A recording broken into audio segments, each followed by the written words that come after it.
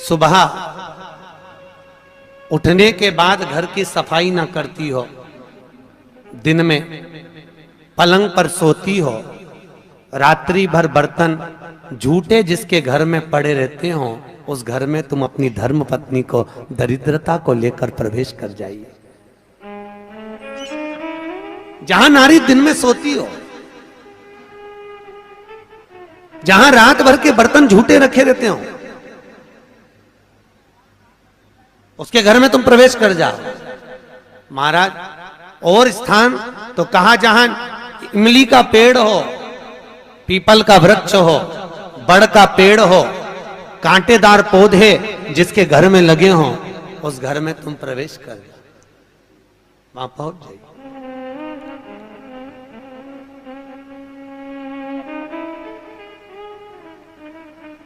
महाराज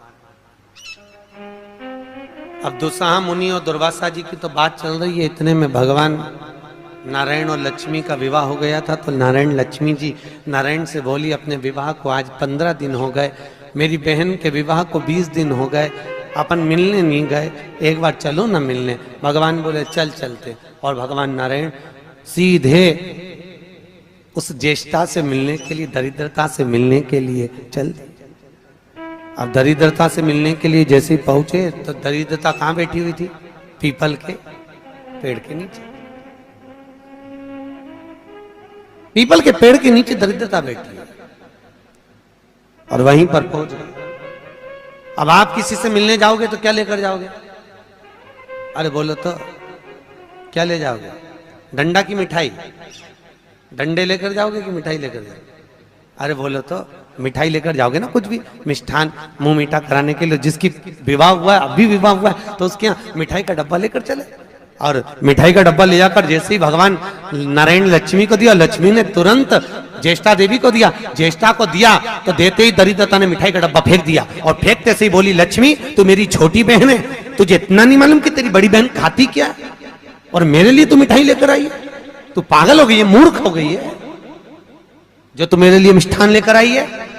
तुझे मालूम नहीं कि मुझे खट्टा और तीखा पसंद है। लक्ष्मी जी की आंख में आंसू भर गए। लक्ष्मी जी बोली, जीजी मैं तो समझी कि तुम्हारा विवाह हो गया है, हो सकता है तुम कुछ चेंज करी हो अपने स्वाद को, क्योंकि विवाह होने के बाद थोड़ा सा व्यक्ति बदल जाता है। मुझे लगता है आपने कुछ चेंज करा होगा, इसलिए मैं आपके लिए मिठाई लेकर आई। लक्ष्मी तुझे मालूम नहीं मैं क्या खाती हूं? मुझे नहीं चाहिए। मिठाई का डब्बा फेंक दिया। आज भी कई दरवाजों पर, कई दुकानों पर आपने नींबू मिर्ची टंगा हुआ देखा होगा। कई लोग कहते हैं नजर से बचाता है, नजर से नहीं, लक्ष्मी और दरिद्रता ये दोनों बहनें हर एक व्यक्ति के घर में प्रतिदिन प्रवेश करती है। पर लक्ष्मी के लिए मिठाई फ्रिज में रखी होती है, इसलिए लक्ष्मी सीधे अंदर चली जाती है, और दरिद्रता के लिए नींबू मिर्ची दरवाजे पर टंगा रहता है, इसलिए वो दरवाजे से खाकर वापस चली जाती है।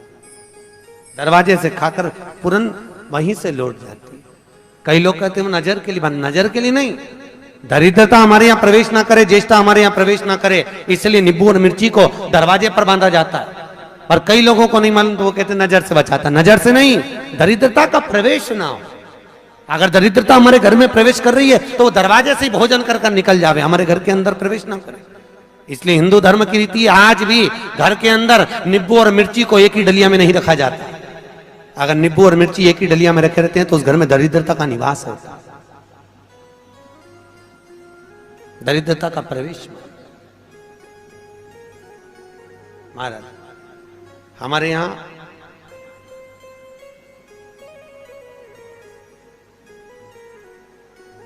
तीन चीजें बेटी की विदाई में नहीं दी जाती, आप लोगों को मालूम है। एक झाड़ू, अरे बोलो तो सही है कि गलत है? एक झाड़ू बेटी की विदाई में नहीं देते। एक चलनी छानने की बेटी की विदाई में नहीं देते, और एक अचार की बरनी बेटी की विदाई में नहीं देते। ये तीन चीजें नहीं देते। चलनी भी नहीं देते, झाड़ू भी नहीं देते, कहीं कहीं जगह पर सुई भी नहीं देते। सुई का भी प्रमाण मिलता है, सुई भी नहीं दी जाती। और एक अचार की बरनी, अचार की बरनी भी बेटी की विदाई में नहीं देते। क्यों? क्योंकि अचार की बरनी में जैसे झाड़ू में हमारे यहाँ बेटी को अगर दिया जाता है तो उसके घर की पूरी लक्ष्मी छिन्न हो जाती है, चलने देने पर उसके घर की लक्ष्मी समाप्त हो जाती है, सुई देने पर उसके घर की लक्ष्मी समाप्त हो जाती है, उसी तरह अचार की बरनी देने पर बेटी के घर में उसका घर पूरा तहस नहस हो जाता है, पूरा बर्बाद हो जाता है। और आजकल माताओं का इतना प्रेम होता है ना बेटी से, अब करें तो करे क्या। और बेटी जिस घर में भी आती है ना, वहां के उसके बेटी के ससुर भी कहते थे बेटा तेरी मम्मी के हाथ का अचार बनवा ला। अब इनको कौन समझाए भेड़ियों को, इनको समझाए कौन कि वह अचार में दरिद्रता का निवास है। अब के कौन इनको कि खट्टा और तीखा घर में प्रवेश करेगा अगर बहू के यहाँ का, तो उस घर में सुख नहीं रह सकता। चार लोग भी होंगे तो चारों का मुंह बिल्कुल नींबू की तरह खट्टा और वाणी मिर्ची की तरह तीखी रहेगी, चाहे कितना ही प्रयास करे। अगर अचार खाया है बहू के घर का तो। इसलिए बेटी की विदाई में चार चीजें नहीं दी प्रमाण। पहले क्या देते थे बेटी की विदाई में? बड़ी, पापड़, खाजा, सफेद पूड़ी मैदा की दलिया में रख के बेटी की विदाई में देते थे। क्यों? क्योंकि जो स्थिरता का भाव रखे, भले उसमें नमक ना रहे परंतु मौनता, प्रेम, स्नेह, नम्रता उसके अंदर होना चाहिए, वो बेटी की विदाई में दिया जाता। और बांस की डलिया में रख कर देते थे जिससे वंश बढ़े, कपड़ा बांध कर देते थे जिससे भक्ति का चीर सदा बना रहे। एक एक चीज का प्रमाण था बेटी की विदाई में देने। अब आज के जमाने में लोग तो जाने नहीं, बस जो आ जाए आन दो, आन दो, आन दो, आन दो, और आ तो गया फिर पचान दो, फिर अब पचाओ। बहुत कठिन है। खाना सरल है पर पचाना कठिन है, बहुत कठिन। सरलता नहीं है। बोलो राधे। बहुत कठिन था। तो ये दरिद्रता देवी को ज्येष्ठा को। और लक्ष्मी जी ने मिठाई दी, उसने फेंक दिया। मुझे खट्टा और तीखा पसंद है, मुझे नहीं चाहिए, मैं ये नहीं खा सकता।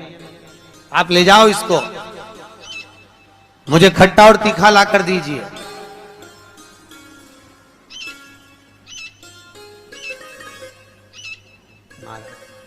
मुझे खट्टा और तीखा चाहिए।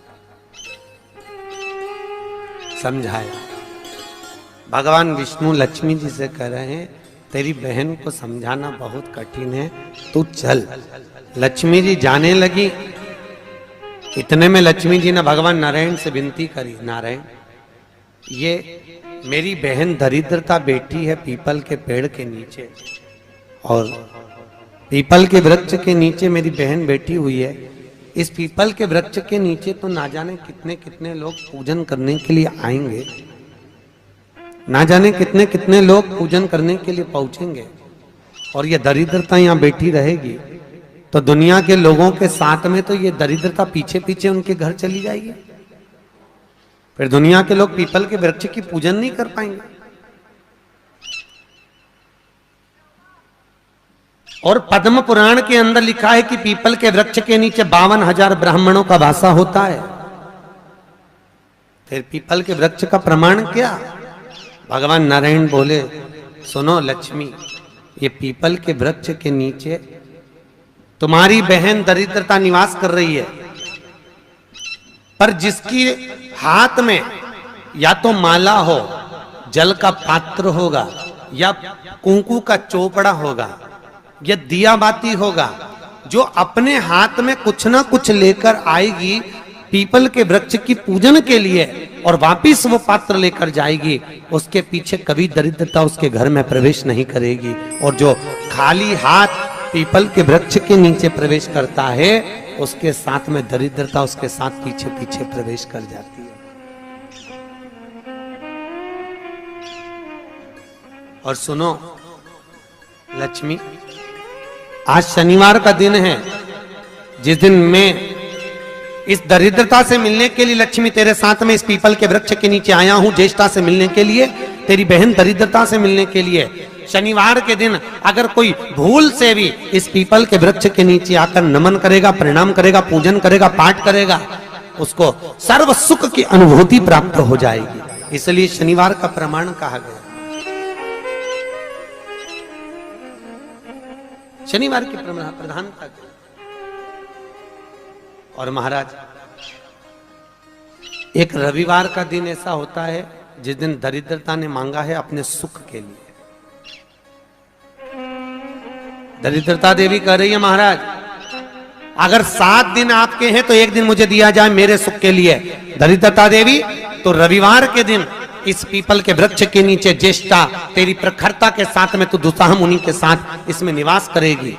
केवल हिंदू धर्म में एक ही दिन है जिस दिन पीपल के वृक्ष को उखाड़ा जा सकता है, और वो रविवार का दिन होता है। कौन से दिन? रविवार। शनिवार, मंगल, सोमवार, बुधवार कभी भी आप पीपल के पेड़ को अगर दीवार पे से उखाड़ोगे तो वो पीपल वापस लग जाएगा। पर रविवार के दिन अगर चावल पटक कर पीपल के पेड़ के उखाड़ दोगे तो वहां पर दूसरा पीपल कभी नहीं लग सकता, दूसरी बार लगेगा ही नहीं, चाहे वो दीवार पर क्यों ना। कई लोग दीवार पे से पीपल जब हेड़ते हैं तो वहां पर केवल चावल पटक दो और रविवार के दिन उसको निकाल दो। एक दिन रविवार का दिन ऐसा होता है जिस दिन दरिद्रता अपने पूर्ण प्रभाव में रहती है, संडे के दिन, रविवार के दिन, रविवार का। इसलिए हमारे यहाँ रविवार की महत्वता का भी प्रमाण हमारे यहाँ शास्त्र कहता है। शनिवार को पीपल के पत्ते लाए जाते हैं, और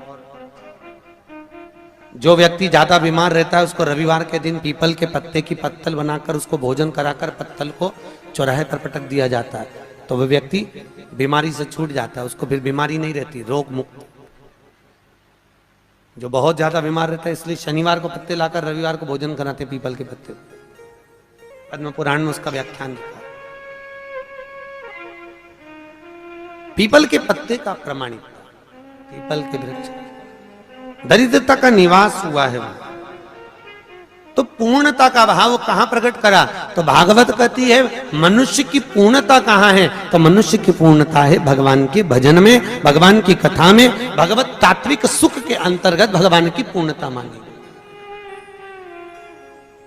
पूर्णता का बड़ी मुश्किल से मनुष्य देह मिलता है, और उस मानव देह को पाकर भगवत भजन करना बहुत कठिन, बहुत कठिन। हाथ उठाए हो। नहाने और स्नान में अंतर है। बाथरूम में गए, साबुन लगाया, पानी डाला, इसको कहते हैं नहाना। और स्नान का मतलब क्या है? स्नान का मतलब है हमारे कर्म कांडों में, हमारे शास्त्रों में पंडित कहते हैं स्नान कर कर आइए। स्नान का मतलब ये नहीं कि पानी डाला, तालाब में कूद गए, स्नान कर लिया, स्नान वो नहीं है। स्नान का मतलब है मनुष्य के शरीर में 3.5 करोड़ रोम छिद्र होते हैं। कितने? 3.5 करोड़ रोम छिद्र। और एक दिन में जब मनुष्य के मुख से 3.5 करोड़ बार भगवान का नाम निकल जाता है, तब जाकर मनुष्य का स्नान हो पाता है। जो बाथरूम में जाकर पानी कूड़ा वो तो नहाना हुआ। स्नान करने से अहंकार घटता है और नहाने से अहंकार बढ़ता है। तुम जितनी बार मुंडा धोगी फेस बात से, उतनी बार दर्पण में मुंह देखोगी कितनी जोरदार लग रही, फिर मुंह धोगी, फिर अहंकार बढ़ेगा, फिर मुंह धोगी, फिर अहंकार बढ़ेगा। तो नहाने से अहंकार बढ़ता है और स्नान से अहंकार घटता है। भजन करने से अहंकार घटेगा, अभिमान छिन्नित हो जाएगा। स्नान करा, अभिमान धीरे धीरे घटता चले जाएगा। क्यों? क्योंकि स्नान करना मतलब सत्संग में जाना, सत्संग में जाना मतलब वहां पर हमारा कोई मान नहीं, हमारा कोई सम्मान नहीं। सत्संग में सब बराबर, सब एक बराबर। भजन महाराज, कई लोगों को बड़ी ईर्ष्या रहती थी। एक बार सतभामा जी को भी बड़ा गुस्सा आया। सतभामा ने एक बार कन्हैया जी को देखकर और रुक्मणी जी से पूछा, ये कन्हैया को हो क्या गया? जब देखो, जब भाग भाग के द्रौपदी के घर चले जाता है, ये द्रौपदी से रिश्तेदारी क्या है इसकी कृष्ण की? रुक्मणी जी ने कहा, द्रौपदी उनकी मुंह बोली बहन। तो ऐसी काहे की बहन, जा जा सी देर में भगवान को बुला लेती और भगवान भी पूरा द्वार का छोड़ के उसके घर भग जाता है। एक आध दिन मुझे ये द्रौपदी को सही करना पड़ेगा, सत्यभामा जी बोली रुक्मिणी से। और भगवान ने कानों से सुनी लिया। सुनते ही भगवान तुरंत आए और आकर बोले मैं जा रहा हूं। इतने में तुरंत रुक्मिणी ने पूछा कहां जा रहे हो प्रभु? भगवान बोले मैं अपनी बहन द्रौपदी के घर जा रहा हूं। सत्यभामा जी बोली अच्छा। इतने में भगवान बोले तुम चल रही हो क्या? सत्यभामा जी ने रुक्मिणी को कोनी मार के कहा आज मौका मिला, चल आज ननंद के तो ऐसा ठीक करेंगे जिंदगी भर नहीं बुलाएंगे, आज चल।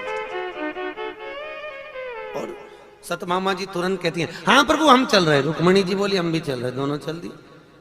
पहुंची, द्रौपदी केश बार रही थी, बाल ऊंच रही थी, कंघे से बाल सवार रही थी। भगवान ने पूछा द्रौपदी जी क्या कर रही हो?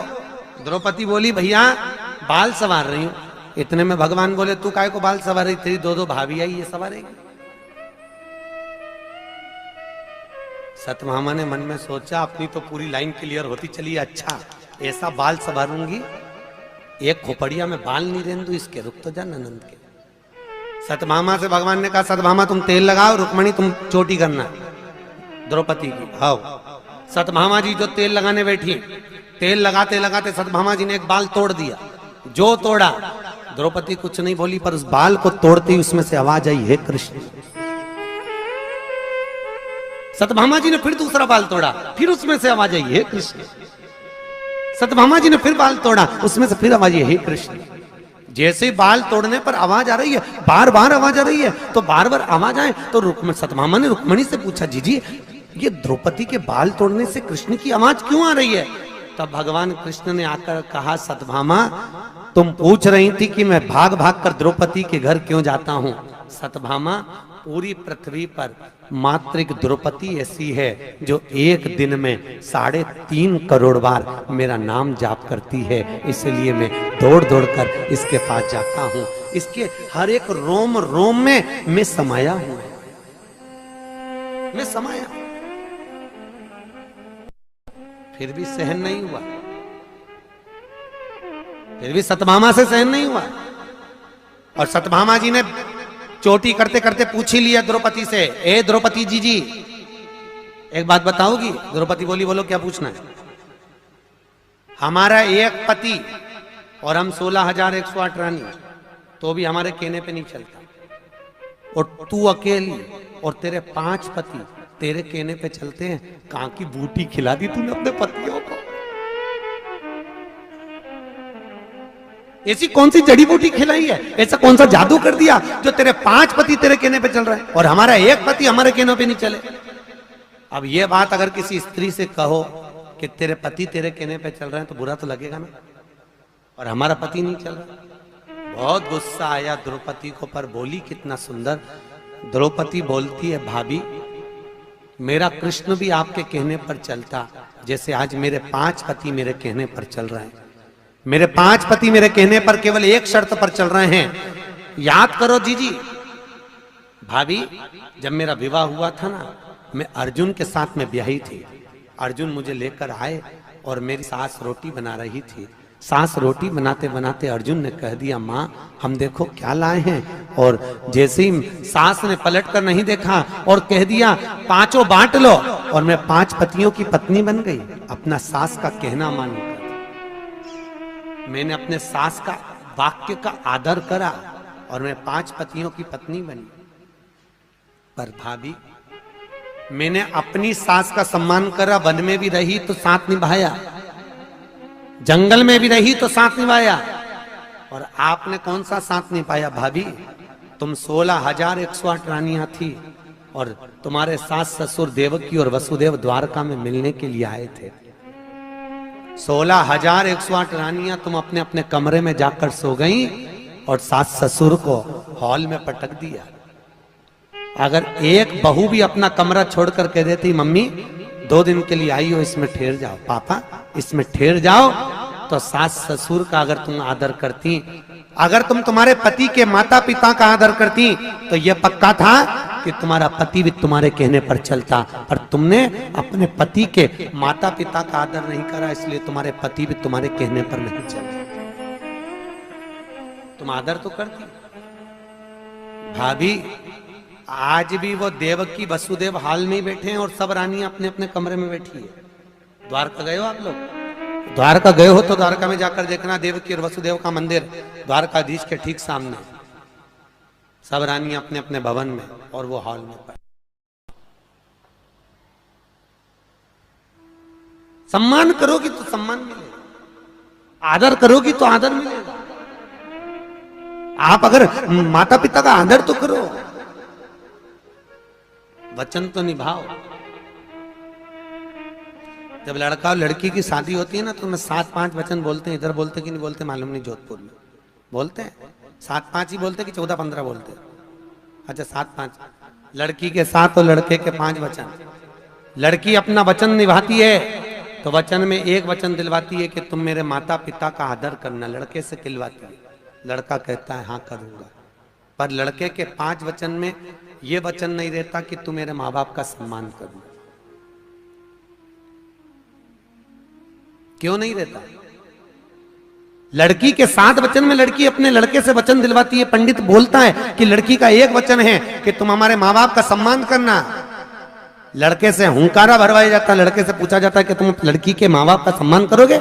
हाँ। और लड़के के 5 वचन में यह वचन नहीं रहता कि तुम मेरे माँ बाप का सम्मान करना।